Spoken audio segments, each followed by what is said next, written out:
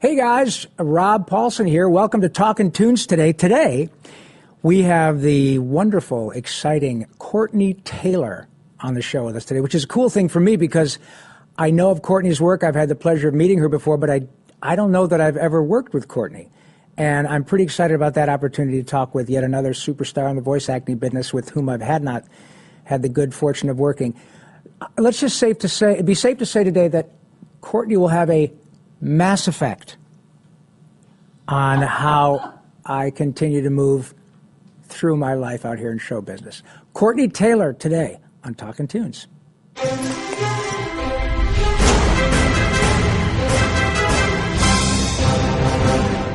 Well, I told you. Look, see, you're the lovely Courtney Taylor. May I? Thank you, madam. Madam. What a pleasure. How do you Courtney know about Taylor's my side here. job? Oh, you look great, honey. And by the way, let's just get this right out of the way. Please show the folks your shoes. Look at those shoes. Shut the front door. Killers. Honey, those are badass shoes. Well, are those? They have a decidedly sort of. Is it Japanese or kind of dragon-y type style? I'm not sure what the style is. It's kind of looks like kind of an Asian vibe. It's cranes. It's really it's cranes beautiful. and cherry blossoms, I think. Very beautiful. It's shiny. Yeah. Which is what I like. Always good. Always shiny. Shiny's good. Yeah. Like your talent.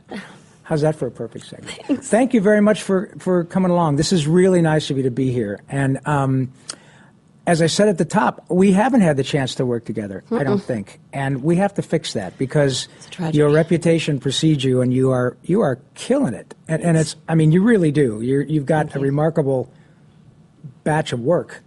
And you said you came in here today and said, well, I don't really know much about cartoons, but you don't have to when you're in every video game. Well, you've done like 80 of them?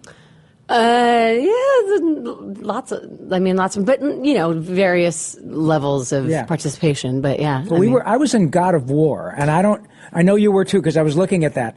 But I think I was in how many God of Wars have there been? Do you know?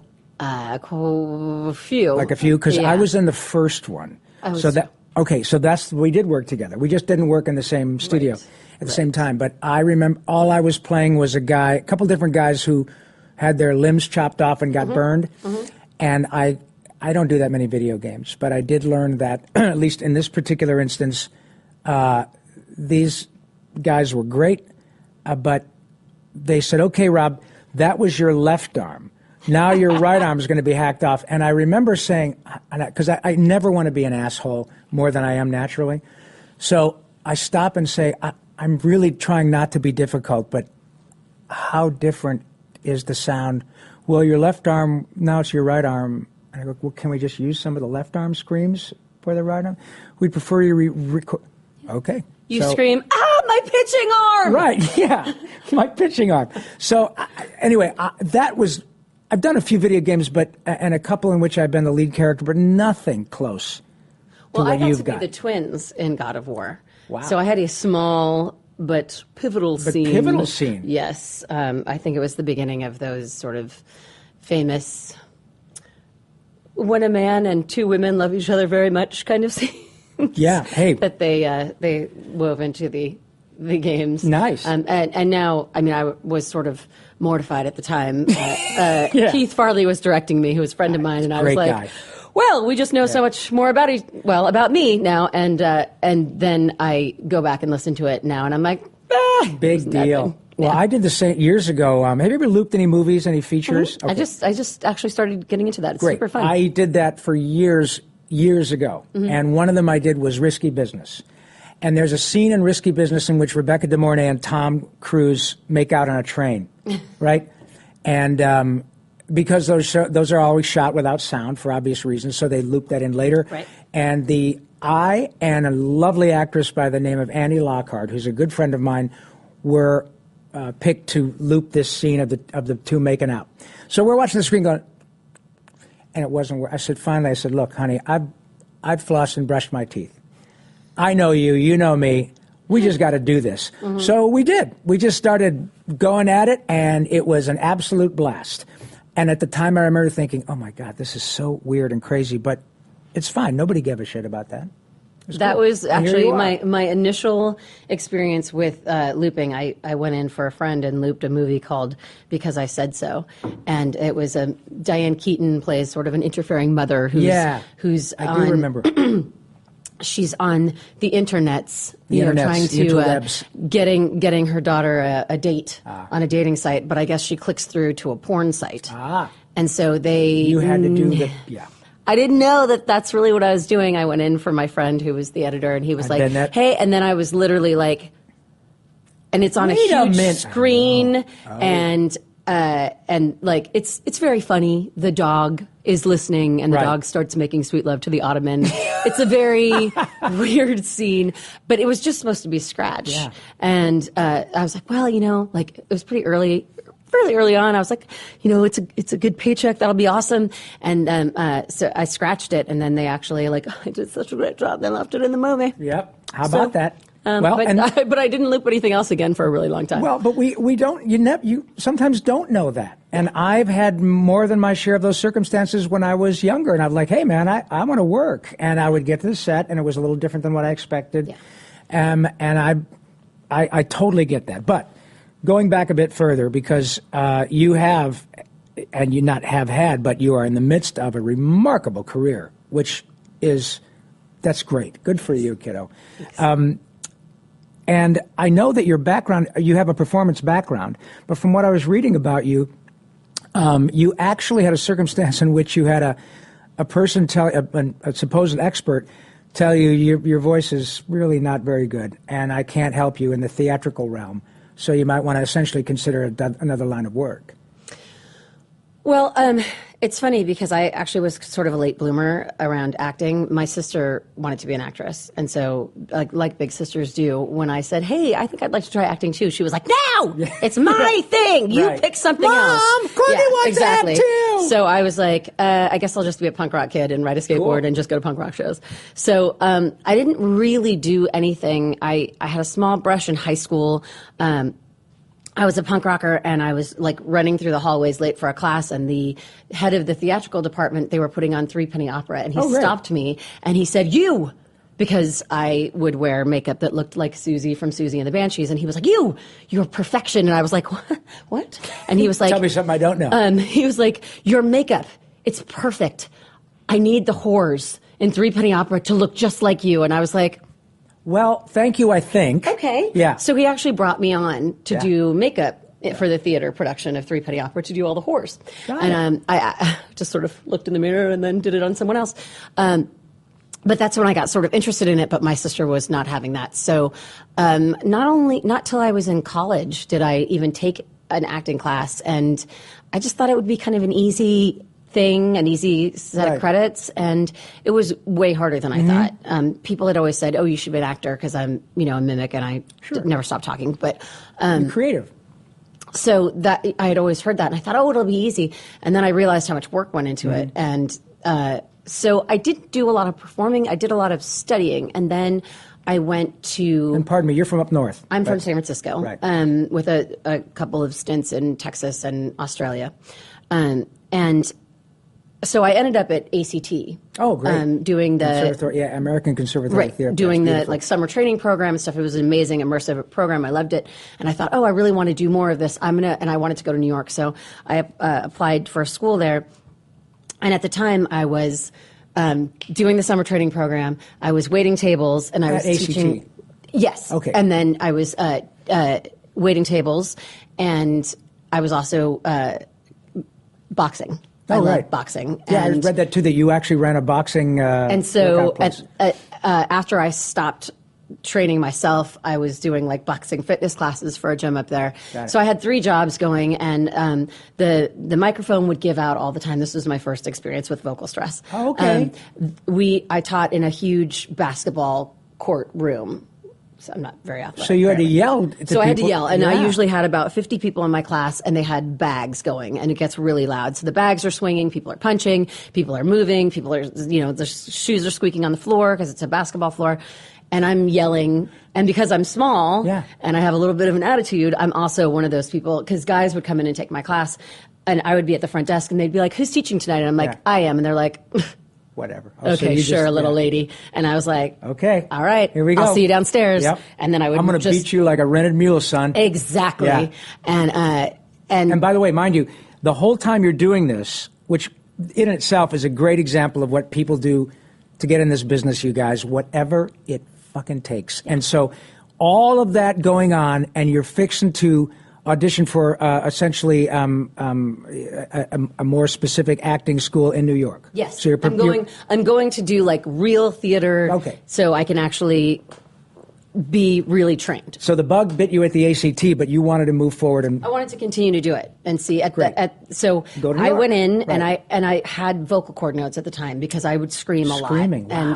And so you've my already voice been didn't diagnosed with the nodes. I had not, but I went in and the guy said I did my audition for him, and my voice wasn't that This is different the guy than in it is New now. York. This is the guy in New York who had come out to see our auditions, and he said I can't even consider you for this program because you clearly have vocal cord nodes. Oh. You need to go to a doctor, and you'll never project with your voice. You'll never play Juliet, which I was like, Who cares? bro, Yeah. I'm probably not going to play Juliet anyway. Yeah. I mean, I've been like this since I was 3. Sure. Like, kicking open the door and being like, where are the toys? Yeah. At 3 years old, I'm not Right. playing Juliet. Yeah. So I was really upset, and I went back to one of my teachers at ACT. So he essentially, though, this person was telling you something that he thought was a concern for you health-wise. Yes, he was. He did it in Interesting. a not very kind I way. see. So he could have been a lot more. So he could have been like, I deferential. think you have a lot of promise, but you need to deal with this. yeah. But he was like, basically Next. just like, yeah. Oh, I see. And I probably wasn't that good, to be totally honest. So, okay. Well, who is that fair. at that age? Right. I'm still no good. Ask I know. these guys. Also, Yeah. Classic and contemporary monologues. Yeah. And so I went to my teacher, and she said, I think you have a cool voice. You should try voiceover. And I didn't know what that was. I mean, I literally had never even heard of it. Right. It's not You like do now. have a cool voice, but did you ever actually go and have your nodes looked at? You did. I did. I went and had vocal therapy. And there really were nodes on your. There were. It wasn't major, but there was. And my voice is just kind of what it is. But it's anyway excellent. If you've also got, and you clearly do, if you've got talent and a voice with texture, then you can use that all sorts of different ways. Yeah. But this, but we talk about it from a voiceover perspective. Right. He's talking about it from somebody who's trying to cast 18 to 25-year-olds to do theater in New York, right? So I went and I took a class. I took a commercial voiceover class with a woman named Taylor Corbo in San Francisco, and I loved it. Like, Yay. I got behind the mic and I found my place. it was like I didn't even think about it until like a couple of years ago, where I started realizing like everything that I had done up to that point. My mom didn't let us watch TV, so I played a lot of like Laura Ingalls Wilder and things out Which in the is backyard. Excellent. So a lot of imaginative play, and then I would get home I would go to my mom's work after school, and then she would drive me home. And so I'd be sitting in San Francisco traffic reading my mom books the whole time. And then I loved commercials. Yeah. I just loved mimicking commercials and singing jingles and stuff like that. And my sister would call me commercial lady. My sister was a little mean to me. And she'd be Yeah. like, whatever, commercial lady, shut up. And I'm like, I am not commercial lady. Don't call me that. Don't call me commercial lady. And now I'm like, I am I'm commercial lady. God damn it. Yeah. I was like, when I booked a Toyota campaign, I was like, what's up? Yeah, commercial lady. Commercial lady That's in the right. house. You asked for it, you got it. Yeah. And it really was. It was like this Nice. this beautiful confluence of all of these things that I love to do, and I you love just to imitate knew it. people. I mean, you got to think that this is what I'm supposed to do. And so she sent me out for an audition. My first audition was for a hospital commercial, and I booked it. Fantastic. And I was like, this is a sign. Yeah. And the minute I knew it was a possibility, I was relentless. Yeah. And she made the That's mistake word, of bringing. relentless. I tried to call it professionally persistent. No, but I was relentless. You have to be, because for just the sheer numbers alone for people who want to do what you do is astronomical. And I didn't even know that at the of time, course, though. and it's good that not was to. 20 years ago. And that's the thing is, when I was a kid, we know there are lots of people who want to be in show business, but that wasn't even part of the equation. That's what I got to do. I want to go and jump in, and that's it. But you clearly had a moment, this sort of epiphany, where you said, "Oh God, I was born to do this." Literally. And Yeah. and I am not that person. Like, that's probably the only thing in my life where Yeah. I've been like, this is How the old were thing. you when that happened? 26. Yeah, so you're still pretty young. And you came to L.A.? At 29, 28. And did you come down here Real with an late bloomer. agent? No. Yeah, didn't know No, anybody. I had an agent in San Francisco. This is funny. I had an agent in San Francisco, and I came down here, and I had no contacts down here, and I was waiting tables at a restaurant called Chin Chin. Oh, sure. No, right. I've been there many times. Yes, and we had to wear like head to toe white jeans and a purple vest, and it was very like where I Very was cool, trendy LA crib. And it was right around the corner from William Morris. And a bunch of agents would come in there, and I waited on a woman who said, "You have a really cool voice. You know, do you voiceover?" And I was like, "This is my Hollywood Lana story. Turner moment. This is so That's exciting." right. That's my Lana Turner moment. And she gave me the name of her friend who was an agent, but I was so scared. Yeah. I didn't know what to do. Right. And so I contacted him, and I kind of dropped the ball about, because he wanted me to make a tape. Demo. And I didn't know. I had just gotten signed because I literally just pestered my agent in San Francisco. Like every week I would just call him until one day I called him and I was like, "Hey," I was like, "It's my birthday." And he was like, "Okay, you want me to sign you because it's your birthday?" And I was like, "Okay, that'd be great, when sure. do I come in to sign papers?" And he was just like, "Oh my God, Well, just good for you. shut But you up." know what? If that's what it takes, then you got to do that. I mean, the fact is, he didn't say, "Don't ever call me again." He left the door open. That's I'm with SBV, and it took me a year of, in those days, regular mail and phone calls that did not get returned, because never once did anybody say, "Stop bothering me." And that's the key. Unless they tell you, never call me again. And that happened with my first agent, my first on-camera agent, that I just continually I would call and he would not take my calls. He would put me through to voicemail and I would just be like, "Hey, it's Courtney Taylor. again. Just calling to see if you got my package. I'll just check in with you again next week. Bye." I didn't ask him to call me back. Nope. Or anything. And then finally he You just weren't picked being up the rude. phone. Yeah. You were being persistent and, frankly, relentless. And God damn it, that's what it takes. And especially now with the sheer numbers. But anyway, so you get there, you're in LA, you're doing well. So I finally I kind of blew my first chance with my this potential And agent. by the way, forgive me, but you never had any residual problems with your vocal cords or anything? No, I Good did for you. do my I did go to vocal therapy. Excellent. And I did my tongue once they twisters start and stuff scraping like them that. and stuff, that's a No, totally we different didn't do act. that. Yeah. And so, but I got down here and I didn't have an agent, and then my agent up north got me a meeting with Sandy Schnarr. Do you know who Sandy is? Yes, I do. She's my former sister-in-law. Mm-hmm. I love that woman. And she Good for you.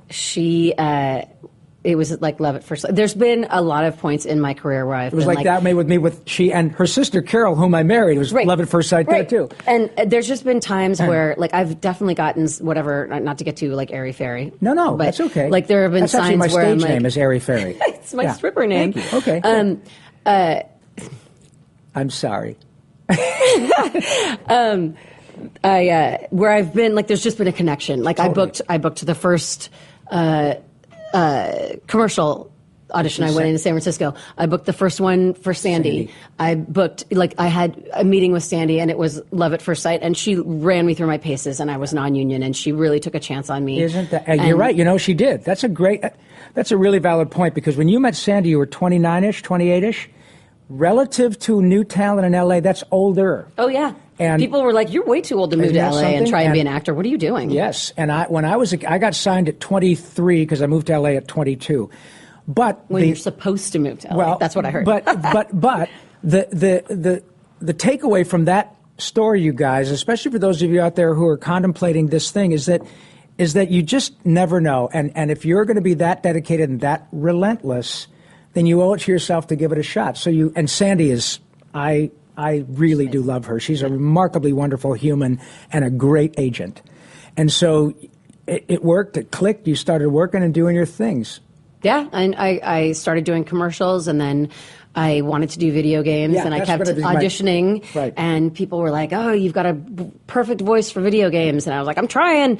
And again, some things came quickly for me, and other things I had to hammer, and I had to really work at.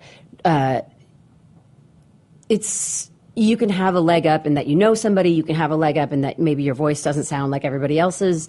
But there are people, and you can have a leg up because you have great talent, and there are people who have sort of combinations of all of those things, but you really do have to, unless you are like the creme de la creme, just, God-given talent that just skate through, and there are those people who do. I think you really have to, I was willing to be like, voiceover is the thing that I want to do. And when I started doing voiceover, and I didn't really have very much interest in doing anything else. Got it. You were totally committed. I've done some on-camera stuff, but like voiceover was the thing. And I was like, I want to do all of the voiceover. Excellent. I don't want to do just one part of it. But I knew that my strengths lay in different parts of voiceover, and I wanted to be good at all of it. And so I'm like, I got to take a couple classes, man. I got to get out there. I got to refresh. Even now, and I feel like I still have so much to learn. But God bless you. Like I'm taking classes. I'm checking out. My friends are all at the point now where they're teaching, and I'm like, I want to sit in. Sure. I sat in on my friends' classes. I took Bob Bergen's class a couple of years ago. Great. I mean, like, still to this day, I'm like, can I sign up for your class again? Of course, but see, that's also, you guys, it doesn't stop. No. Everybody wants to get better. And the thing is that if you choose to put yourself in that position and your ego can take a back seat, that's one of the things I love about this show is that people that come in here, virtually all of them are younger than I.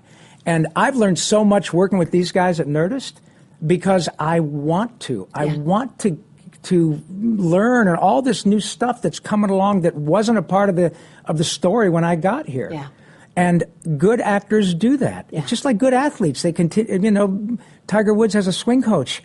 I mean, football players, take ballet class. Sure. And that's the thing is that, there are far more people that want to do this than when I started. Than jobs available, too. Than jobs available. And the fact is that you can populate a cartoon with 5 to 10 people that will do 40 voices, right? So you don't need I always say one voice per face in live action. Yeah. And, but the thing is, I mean, honestly, it's the entertainment business as well. Like, I think if you're not thinking about what else can I be doing, and now, I mean, that's not even talking about creating your own content and all the stuff that everybody does now with YouTube and all that stuff. Podcasts.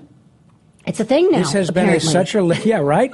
This has been such a labor of love, and just like you said earlier, I love doing the podcast.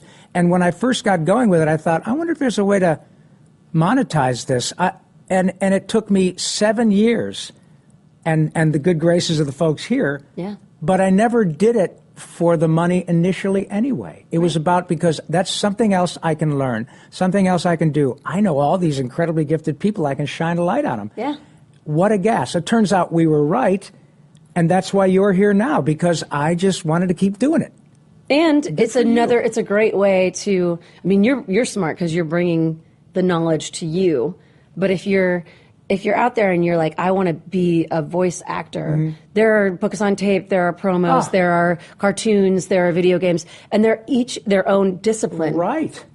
So it's like saying, I'm just going to be a ballerina. There are those people who just do ballet and they're amazing, and they age out at 30 or done. whatever. Yeah, totally. But if you really want to be a dancer, or you really want to, like particularly with entertainment, I just feel like the more flexible you are, the more opportunities. Like, I got to do promo stuff for Lifetime. How about that? I've got to do some of the biggest video games in the world. Yeah. I've gotten to do a 6 to 11-year-old boy on Cartoon Network, and I've gotten to do baby formula commercials and dog food commercials, and I'm doing Toyota right now, and they're beautiful advertisements, and each thing has its own mood and its own style and its own craft, and like, I'm just learning how to sing now. Good for you. Like that is both the blessing and sort of the overwhelmingness of this business, that you want to be a Jack or a Jill of all trades. Hear, hear. It's and about that's the volume. best part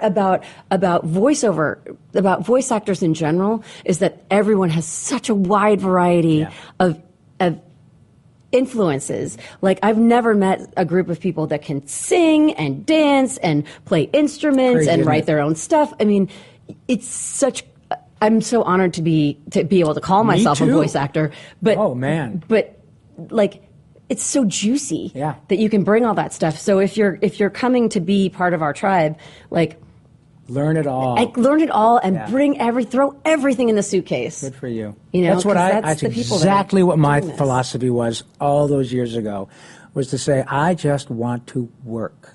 And I love being creative, and I love the people with whom I get to be creative. Yeah. There is it's kind of a cool club. Whether or not we've worked together, as soon as I know that you're part of this group, I know, I'm going to just totally dig this chick. She's smart, she's talented, she's funny, she's beautiful. All of them are. And they all have their own uniqueness. And they ultimately do nothing but spread joy to millions of people. What a great thing. And I'm like you. If I had I had a wonderful actor who helped me out years ago, and he questioned, made me question, can your ego handle the fact that to the extent you cultivate success or whatever in this segment of the business, do you think your ego can handle the fact that most people won't know who you are? And I'm glad that I could, because it's been an incredible ride. And the people I work with are just the best.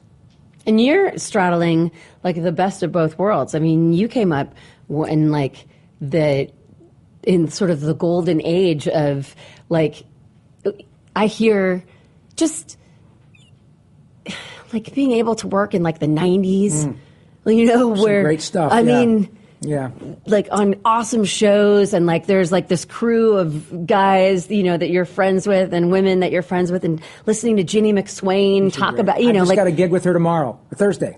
You know, listening to the stories, and Chris Zimmerman and all these people that I work with, and I'm like, that's another time that I would love to travel back to. I have to tell you honestly, in the middle of it, one of the great things that I've been gifted with is the ability to understand how fortunate I am at the moment. And I was always very cognizant of that. Yeah.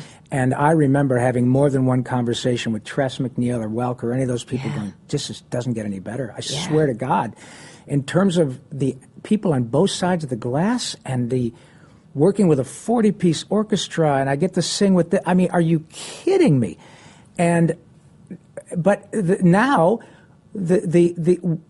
all that stuff is still watchable and relevant. Right. But now, as a result of this, as a result of social media, YouTube, video games, which were just barely, video games for me was Pong. Right. Right? Pong and a Vicodin and maybe a bowl. You go, how the fuck does it do that? But now we have all this other stuff, and people like you who are able to do all these, as you said, different disciplines in the context of show business. But man, you guys are becoming rock stars in the video game business.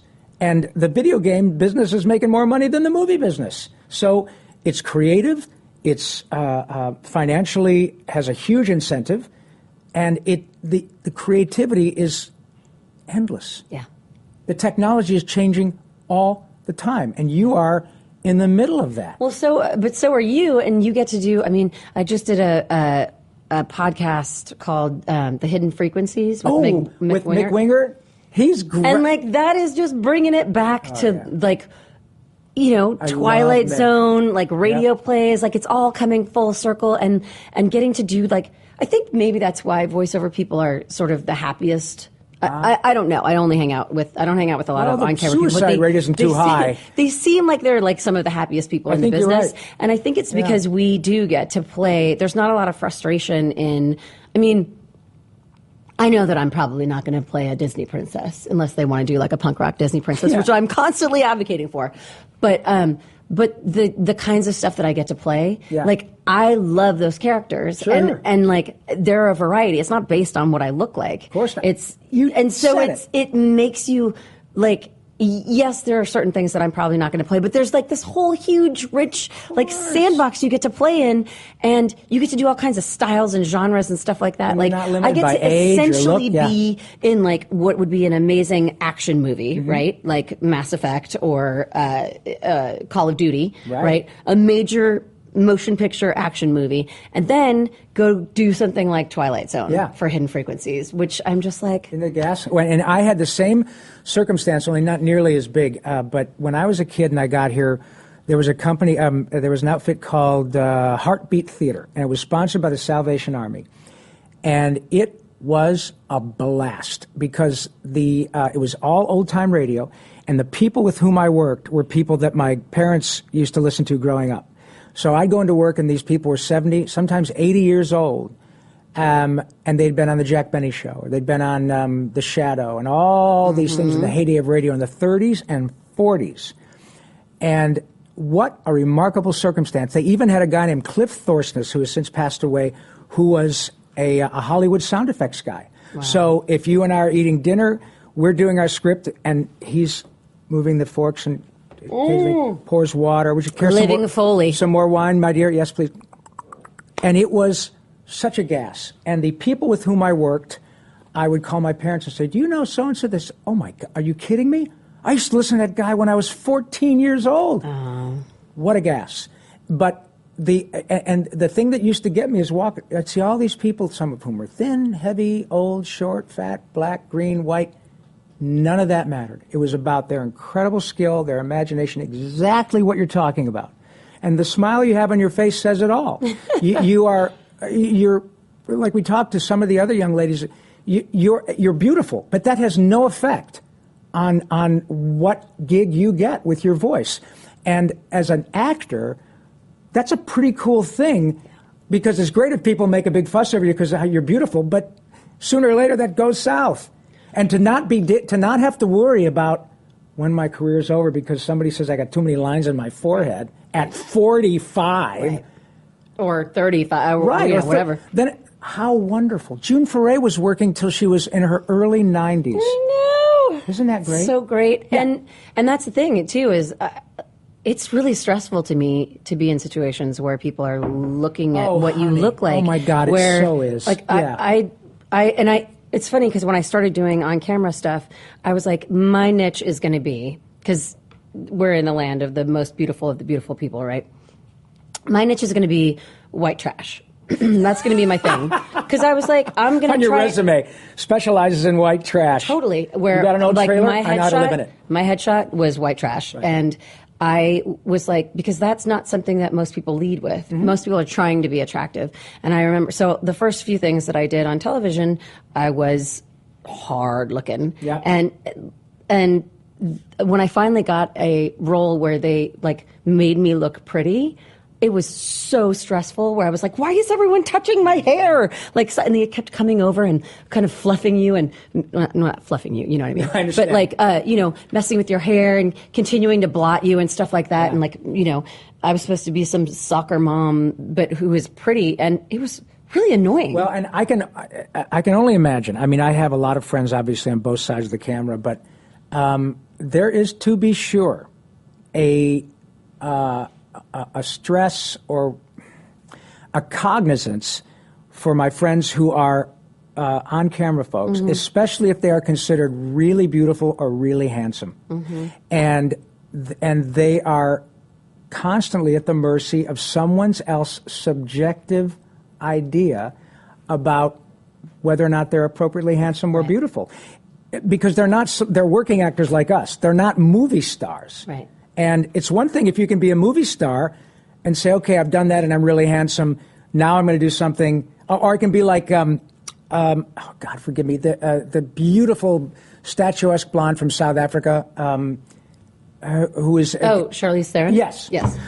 Hey, man, if you're Charlize Theron, you can say, okay, now I'm going to do Monster where right. I've gained 50 pounds and all Bradley that stuff. Cooper and, right. an American Hustle and things like that, where you're like, cute. And you can pull that off because, A, you're Charlize Theron, but also you got a shitload of money, and right. you can do whatever you want. Right. When you're folks like us who are really grateful of gig to gig to gig, it seems to me to not have to worry about how you look 24/7 is... As I'm like fixing my hair, I'm like, yes. But everybody wants to look at, right. we want to look as good as we can, but when it doesn't dictate about how you pay the mortgage, I don't want that right. for me. Well, and that's the thing is like, to me, I go, that's how horrible to have that be the thing that dictates whether or not you get to work. Yeah. So to me, it was the same thing coming here where I was like, well, I'll pick something that isn't dictated, that white trash thing.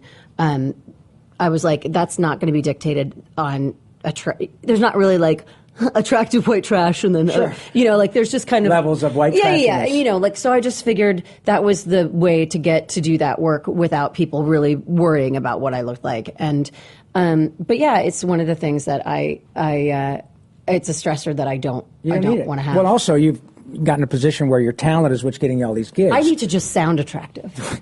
But you got that down. You got that down. So was I mean, how many games did you do before you got Mass Effect, which I presume was your first big one? Well, I did. I guess Knights of the Old Republic was my first one that was pretty big. So I had done. When did I do Jack? I started doing Jack in 2009, I think. So right. I had been working in games for 6 years at that point. But you didn't. Well, certainly nobody knew Mass Effect was going to become Mass Effect. I didn't even know Mass Effect was going. For the first 10 years that I did voiceover, I really didn't know anyone who did voiceover. I was pretty isolated. I didn't hang out with other voiceover actors, anything like that. So it was Mass Effect 2 was a real turning point for me in that I met Allie Hillis the day that it dropped. We did a signing at a GameStop, and then I realized, Mass Effect is a really big thing. And then I started. I made friends with other voice actresses. So you got I had some before, and all those other folks. Yes, but that was sort of the turning point for me of like when I really did start like meeting people and socializing with people and realizing that there was conventions and things like that. I didn't even really pay attention. Yeah. It just wasn't in my consciousness. Well, and also because we don't walk down the street and people say, "Oh my God, Courtney Taylor." Right. It happens more and more now as a result, of shows like this. Right.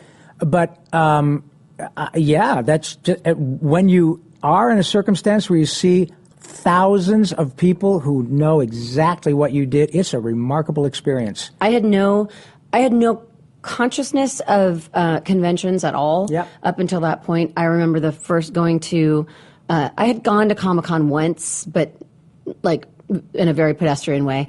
That year I went to Comic-Con and signed for BioWare, and I remember walking through the crowd and being like, who are all these people lined up for?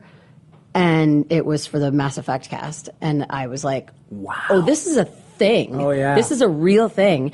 And just before that, like I wasn't a gamer and stuff like that, so I just wasn't really aware of the culture. Looking for a gig. And so that was kind of a turning point for me for sure. I think. But I had done Vampire, The Masquerade, and I had done some like fun Destroy All Humans too, and some crazy games that weren't as high profile, but. And I had done Juhani and Knights of the Old Republic. So I knew a little bit about the culture, but not much. Let me ask you this. Is it, do you find that when you're a working actor and then you get Mass Effect, where it goes boom, do you find that raises your profile in that realm to the extent that other producers say, hey, I got to get Courtney Taylor on this. I want her to have a look at this, and because she was Jack in Mass Effect. Do you find that it put you at a different plateau in terms of... just exactly that, like being more desirable to other producers because you've had a role in a major hit? I don't really know what happens in the room. I know that I had already been getting called in because Chris Borders directed me at one point, and he said, "You know what I love? The reason I hire you is because you have no shame in the booth. You will go in there and you will drool on yourself, and you will scream, and you will make the most ugly faces. Perfect." And he's like, a lot of people will come in and they're shy or whatever, and he's like, and I really attribute that to boxing. Actually, that like I spent so much time being sweaty and bloody and banged up that. So that was helpful, I think, in starting to get more ancillary characters. And then I did notice that I actually got called in for on-camera stuff because people were fans of Mass Effect. I don't doubt that for a minute. I ended up going into a audition where I played like a pregnant lady on a Greyhound bus, and they basically just broke down and told me they just wanted to meet me because I was Jack. Isn't that interesting? And we've talked about that very thing because I'm now in a position where I'm starting to produce stuff and take meetings. And I'll guarantee you that probably half the meetings I've had in the last year have been because the 35-year-old in charge wants to say, I just want to meet Pinky. Yeah, of and course. It's the most flattering, lovely, humbling thing, but it's something that I totally never thought about because I'm not recognized. But I completely hope understand. that they're buying your stuff. Yeah, actually, some of them are. Yeah, it's going great. But you're like, nope, I'm not doing the voice until you sign the paper. You give me $8 million, then I'll do Pinky. Yeah. But that's fascinating because it doesn't surprise me the sort of cross pollination. And look how many video games have turned out to be features. And now the guys who were men and women who were major composers in video games are now major composers in feature films. Yeah. And it sort of is, it's all cross-pollinating. But I think, at least in my case, when I'm able to do something that at the time nobody knows, and then 2 or 3 years later we realize that this is huge, it gives me a little more of my own self-confidence to know that, okay, great, I can do this. And even though I didn't know what it was I was auditioning for at the time, I have this in my wheelhouse now. And I have something to talk about. And I have something that says, okay, I'm Jack in Mass Effect, and that's a good calling card. Yeah, it is great, like, to be able to say, like, these are some of the major characters I played, so people can, because it doesn't matter how long you've been doing this, you always get resumed. Yes, and always. And it doesn't matter now if the you're resume is right on your or, phone. Boop. You know, yeah. And now games have a big enough profile where people are like, oh, yeah, or, some of I did regular show and people are like, oh, my kids love that show. There's something, it's always about, for me, getting somebody who's legit with the kids. Where I'm just like, yes. Oh, man, the kids diggy, you're in. The guy at Home Depot, helped me out with my stuff. Yeah. Because he's a Fallout fan. Actually, my mom's been doing that. She drops that all the time, so she gets. But isn't that the greatest? She gets special treatment at Best Buy. She's like, "This is my daughter." I'm like, "Mom, are you holding up the right game? I'm not even in that game." Yeah, but it's so sweet. And God bless him. My dad used to. We'd be out at a Mexican restaurant in Gaylord, Michigan, and my dad. I'll be with my mother, and my dad goes, "You ever watch Teenage Mutant Ninja Turtles?" To the hostess, and she's going, I guess has this old guy been drinking? Right. See that guy over there? That's my kid. He's Raphael. And I thought, Dad, it's such a silly thing. However, to your mom or your dad, it's a huge deal because once she figures out, and then she goes walking around at Best Buy and sees Mass Effect is sold out. Fallout is sold out. Oh my God, my baby's in that thing.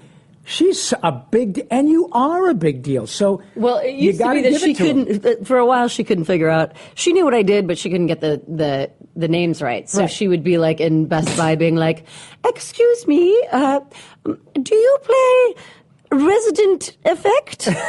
And I'm like, Mom, Mass Evil? Mom, we're at Hollywood Bowl, watching, Dudamel or something, and she leans back behind me because somebody has a video game shirt on. She's like, "Excuse me." I'm like, "She's been drinking. I'm so sorry." Yeah. Do you play video games? Exactly. And then she's sitting there, and I'm just dying, and she's getting the names wrong, and I'm like, "Mom." It's so sweet, though. I'm like, "Here's your cheat sheet. Here's your cheat sheet. Yeah, look, if you play, I'm gonna quiz you on it." Good but now you. she's got it, and she was so sweet. She wanted to get some OKKO Let's Be Heroes merchandise, which they don't really sell, and so she made her own T-shirt, and she's way more savvy than I am, but I guess she printed it off the internet or something. It was really cute. So she walks around with her OKKO shirt. It's a big deal. My son has grown, and I know that whenever my kid does, he's his site, he and his buddies do a thing called Game Explain, where they do game interviews and reviews, and they just passed 1 million subscribers, and I'm telling my friends, "Hey, my kid's got 1 million subscribers." Right? That's awesome. I said, "Why don't you get $1 a month from these people, and then take care of your old man?" Yes. Yes. So how did you go when you were clearly video games came first for you in terms of your success? Did you have an active desire to do animation, or did it just like everything else? Look, if it's I want to do all of it. Did you start pursuing and saying to Sandy, "Hey, I really want to go talk to people at Cartoon Network or at Warner Brothers or Disney. I want to do a general." How did you start to find your way in animation? I did a pilot that didn't go at Cartoon Network a long time ago, and it was Carlos Alazraqui and Tom Kenny and Kimberly Brooks and all these, and I was just. And I was so intimidated that I probably stuttered through the entire thing. And but they're the nicest people, aren't they? They're fantastic. Yeah. But then I kind of thought it didn't go. I didn't realize that pilots don't go all the time, so after that I I wanted to do it, but I wasn't sure. I didn't grow up with a lot of TV, so well, that makes perfect sense. Yeah. My reference points would be like Bugs Bunny, but not a lot of the like later on stuff. Of course. So I mean, I haven't done a ton of it. I've done, I've done regular show, and I'm doing OKKO right now, which is amazing. Sure. And, but regular show is a hit. Yeah. That's a big deal. Yeah. But I just kind of have always attacked it as like this is fun. This is one of the things that's I've always wanted to kind of bring in the humor. Like I feel like a lot of the video game stuff is really dark, and I love that. I really love those juicy stories. But it's been amazing to have that lightness now, and I don't think I really had that in the beginning of my career. Being able to work on Call of Duty and OKKO at the same time, was like amazing. It was two different, two sides of the coin, and I don't think I knew how much fun animation really was until I had the opportunity to work on regular show, and then I was coming in not as a regular. Right. So now on OKKO, I get to like sit back and watch like amazing, Joe DiMaggio and Bob Bergen and these amazing Melody Spivak coming in and doing their thing. So it's just completely, it's completely using a different side of my brain and my. So it's sort of uncharted territory for me, but But you enjoy it. I love it. And what it does is it also kind of automatically increases your fan base, because when you start doing things that are light, fun, musical, everyday cartoons, and you can also live in that realm of badass, post-apocalyptic bombs and zombies and stuff, then you really got a huge amount of people who enjoy your stuff. And that, to me, is kind of why you become an actor in the first place. You don't want to be typed. I don't want to be limited by all that stuff. And respectfully, it's even more difficult for women. And if you're able to not only work steadily, but spread out all those different realms and be a star and all that, you're going to work as long as you want. But even more importantly, I think, is the effect that it's had on me personally. Where I, in the last couple of years, my friends have said, like, you're different. You're like lighter and softer, and I really believe that has been from working on OKKO. Isn't that great? Like that part of my work has been able to. It's been injected into my life, where I literally have kind of taken on this different way of, it's shifted a part of my brain to play a character. He's 6 to 11 years old. He wants to be a hero. He thinks everybody is like doing the right thing. It's, he's always like, hey, mysterious stranger, hooded weirdo, nice to see you. I don't know you, but you look dangerous, but hey, I'm cool. And so much of like when I grew up, I was a really dark kid. I was a really depressed, angry kid. And so it was great to go into video games and be able to channel a lot of that stuff. And now, what a wonderful part of the story, of your story. I love that your actual work, you've essentially gotten paid to become happier in your own skin. Yeah. Courtney, that's a big deal. Yeah. I mean, wonderful. And more importantly, even like you said, your friends, the people who love you and know you personally, have noticed this shift. I don't know that I've ever met anybody who's had that story. That's a great aspect to your story. I feel incredibly lucky to be able to give voice to the people like Jack and Damsel and people who struggle with depression or anxiety or anger management problems and things like that. Like, I get that. I was that person completely.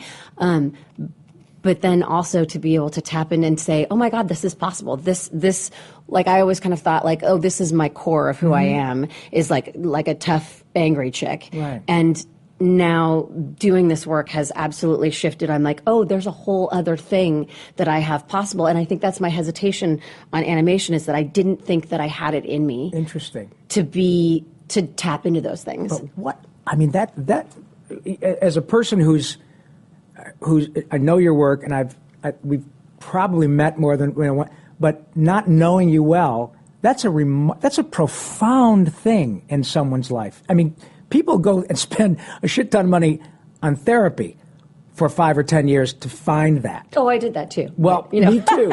But what I mean, I'm really that's the most interesting aspect of your story to me. And now you're essentially a witness for other people, because we talked about the convention circumstance, and I want to get into nerd votes and all that.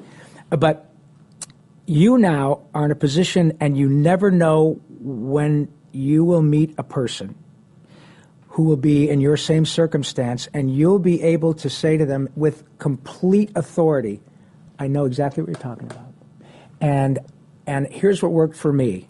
And that is a profound gift. That is not only a gift to you, but that you will be able to share that with other people who are your fans. And the fact that you're willing to talk about it is a huge thing. And it's not like you had this epiphany at 15. You had it when you were a grown woman, and you started to be able to make this shift that lightened your life. Yeah. What a great thing.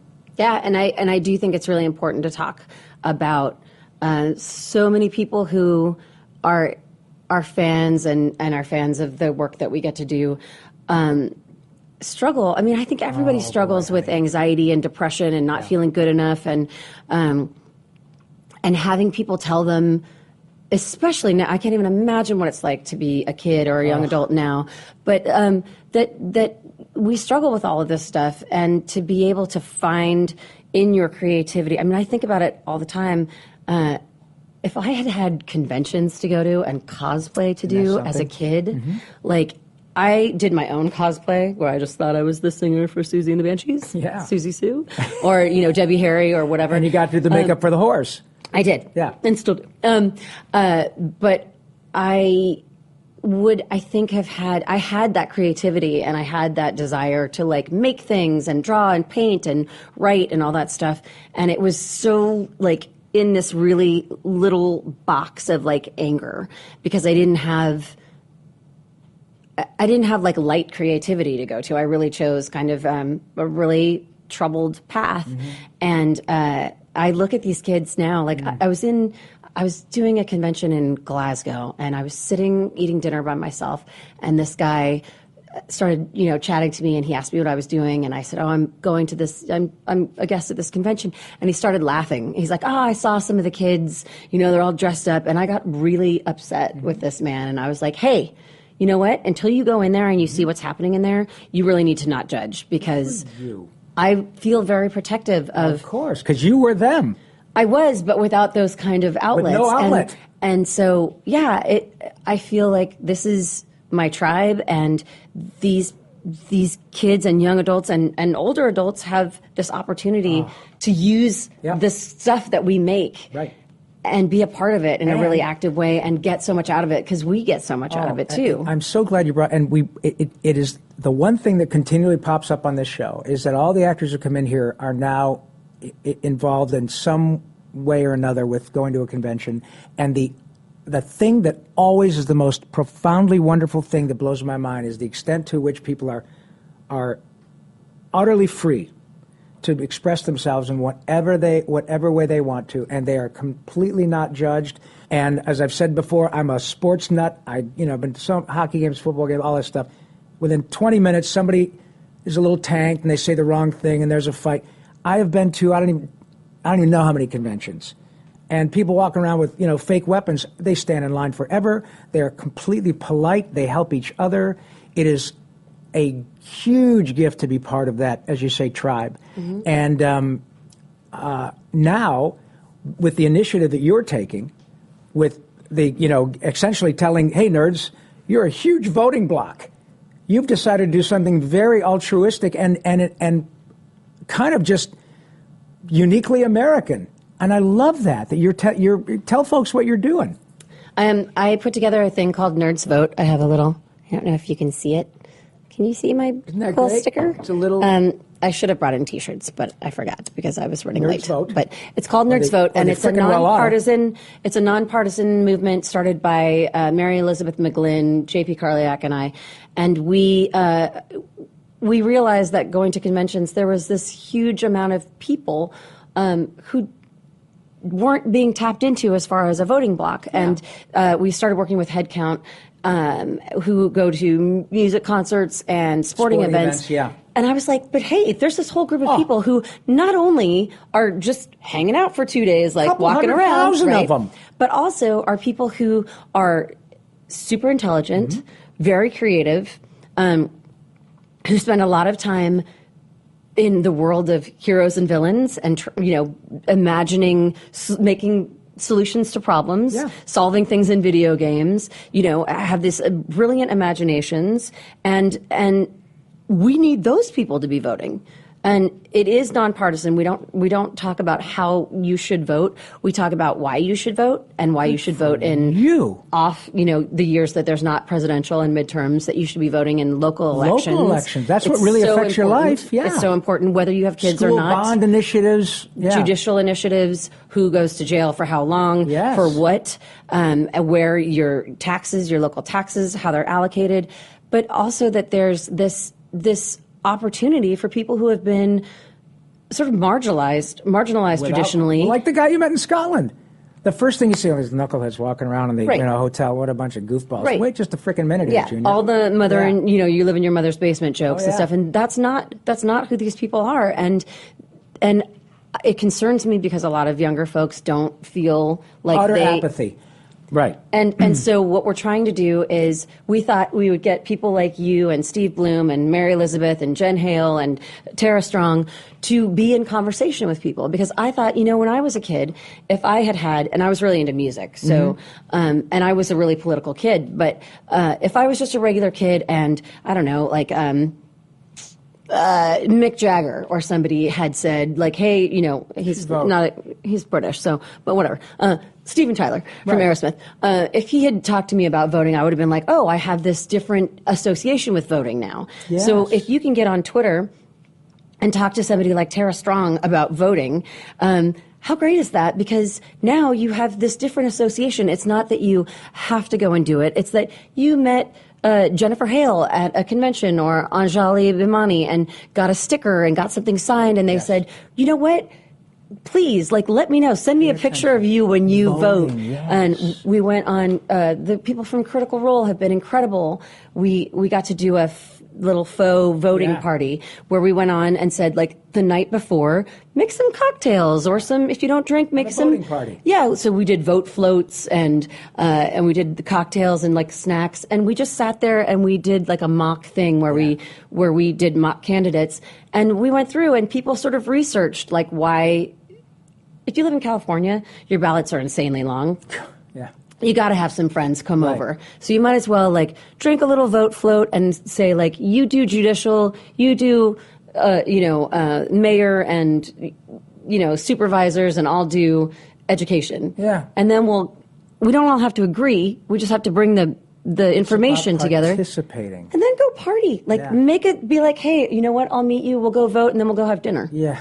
Change the way you feel about it. I'm so impressed by that. And by the way, if there's anything you'd like me to, I would love to be involved with this. We'll talk about that. But as a person whose grandparents came through Ellis Island and all that, the very reason that so many people have come here forever is specifically to have this right to participate in the democracy. Yeah.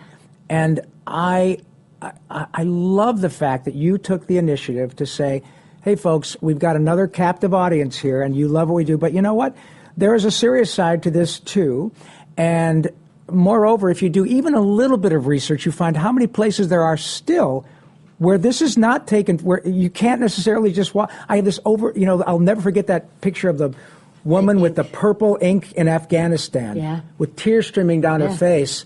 And it doesn't matter. I don't know what the voting, it doesn't, just that is such an important issue. And you are out there doing it in the trenches. And that's a huge thing. Good for you. Thank you. I feel incredibly, it's another great part of my job is that it gives me it feeds this other side of me. Because I was a really political teenager and young adult. And this way I just want to change how people go about doing it. I just want to, it seems so often like, yes, it's not a perfect system. Yes, there are, factors that will, but it doesn't mean you don't participate. Of course. And that is what our whole job is, we play superheroes. Yeah. We play people who are fighting for good. We play people who are not fighting for good as well. Right. But it's so tangible, like they dovetail together. They like take really that do. and put it into real life, because you can make a difference. You can really be a real superhero.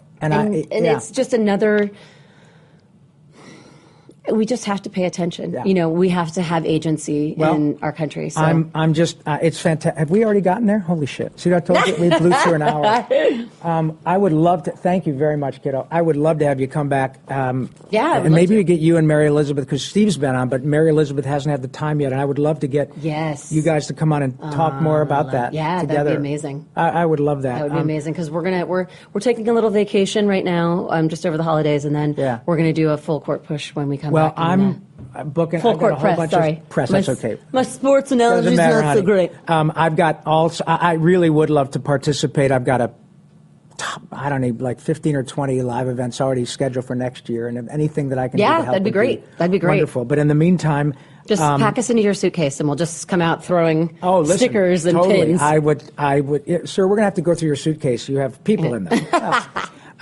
Okay, so would you? I'll tell you. You can be either. We're going to do a little scene from The Wizard of Oz. You want to be the Scarecrow, or do you want to be Dorothy? I'll be Dorothy. Okay, great. Because I'll never get to be Dorothy. Okay, well, because you were a badass chick and you never got to be. Right. Okay, so what's happening here? And you can be. You pick whomever. Do you want to tell people which character you're going to do Dorothy as?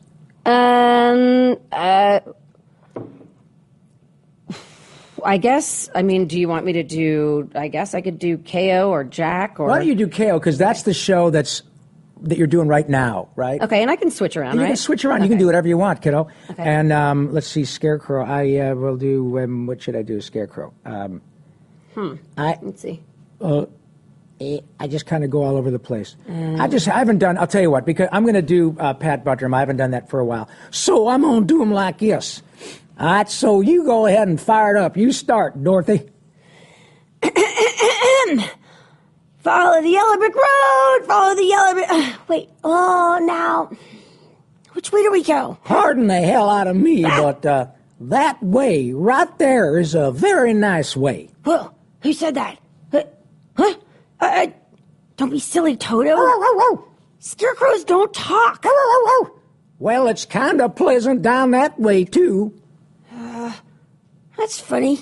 Wasn't he pointing the other way? Well, of course. Were you doing that on purpose? Or can't you make up your fucking mind? Well, that's a big, strong word. That's the trouble. I can't make up my mind. I ain't got a brain. I only got straw. Obviously. Mm-hmm. How can you talk if you don't have a fucking... Well, clearly you're brainless. Well, I don't know, but some people without brains do an awful lot of talking, especially in the District of Columbia, don't they? Yeah, well, listen, cheerleader. I guess you're right. What's up? I'm Jack. Oh, well, we have not met, but hi, my name is Scarecrow. Touch me and I will smear the walls with you, bitch! All right, I've been called many things, but not that today. How do you do?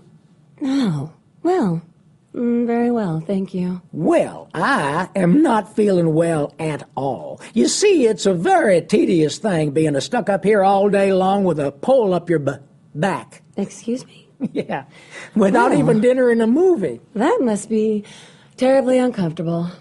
Guess it's time to save the day again. Mm-hmm. Well... Can't you get down? No, I can't. You see, I'm... Jesus fucking Christ, let me help you. You gonna help me? Yes, Ooh, I said I was. Did I fucking stutter? That's very kind of you. You are a clever young lady. Wow, very you're really kind. jammed up there, aren't you? Yeah. Well, I don't really see how I can... Oh, of course, I'm not bright about doing things, but if you'll just bend the nail down in the back, maybe I'll slip off and... Wow! Boom! Well, there goes some of me again right there. Well, did that hurt? I feel like it hurt. No, it does not. Just keep picking it up and putting it back in me again. My good, it is so great to be off that dadgum pole. Wow, I just thought you'd look like that pole that was up your butt. Yeah, your back. Did I scare you? Oh no, no, of course not. Power fist. Oh, sorry. That's something I don't often hear out here. But I did not scare you. Oh no, of course not. I'm a hero. I didn't think. Whoa, would you get away from me? Hey. Now, you see, I can't even scare a crow. They come from miles around just to eat in my field and shit all over me and laugh in my face. I'm a failure because I haven't got a brain. Well, that's okay. I think your power card just went up a level. My power card? It's a POW card. I'll show you. I have a couple over here. I dig this chick, woman, girl, man. Boy. I'm a 6'11" boy. That was great. That was great. So it was just Jack and Courtney Taylor. I know. Ada Wong and you were doing like, it all over the place.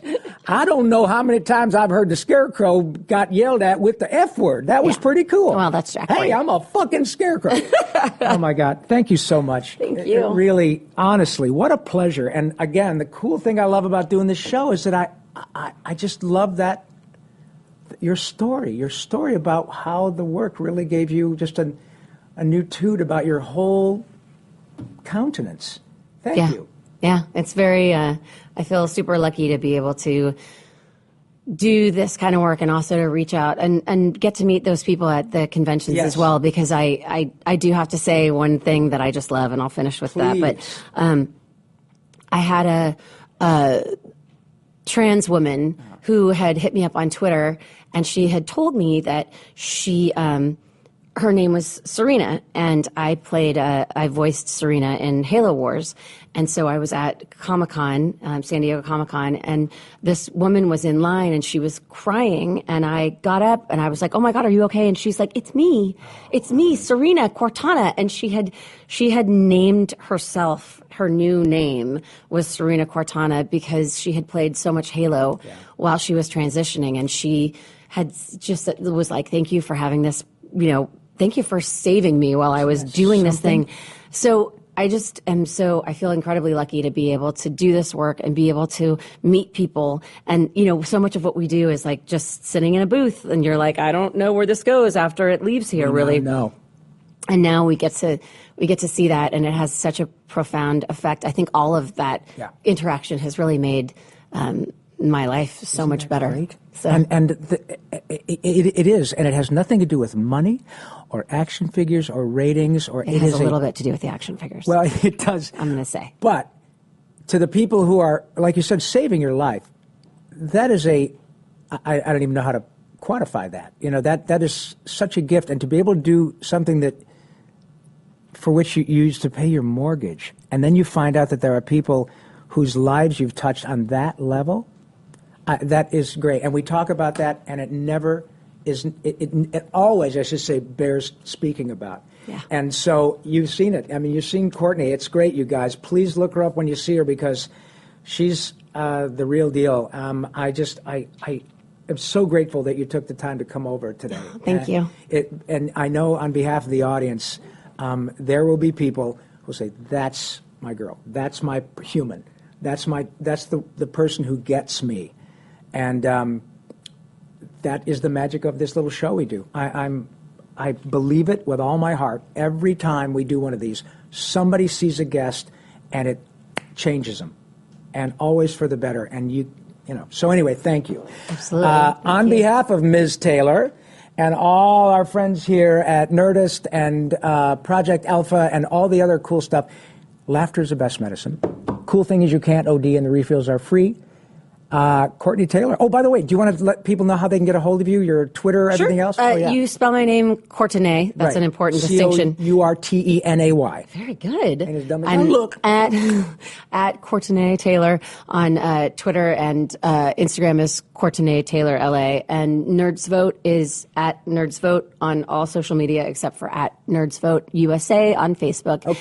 And those are... Is it nerdsvote.org? Or? It is nerdsvote.com. Okay. Yes, and it's Nerds Vote.